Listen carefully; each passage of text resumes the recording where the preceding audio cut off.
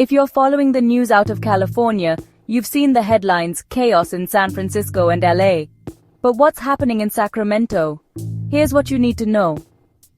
After federal immigration raids sparked outrage, protests erupted in Los Angeles and San Francisco. Streets filled with demonstrators, fires were lit, police clashed with crowds, and over 100 arrests were made. Businesses were damaged, and even self-driving cars were set ablaze.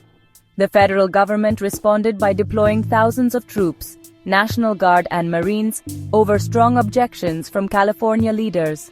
Tensions soared as state and local officials condemned the move, calling it an escalation. But in Sacramento, the mayor issued a clear message. Violence is not expected here. Local law enforcement is working closely with community leaders, focusing on communication and outreach. Their goal? To prevent unrest before it starts, using dialogue instead of force. Still, with unrest growing in other cities, concern lingers. Sacramento officials say they're ready and watching closely. Will the city stay calm, or is it only a matter of time? Stay tuned and subscribe for real-time updates on this developing story.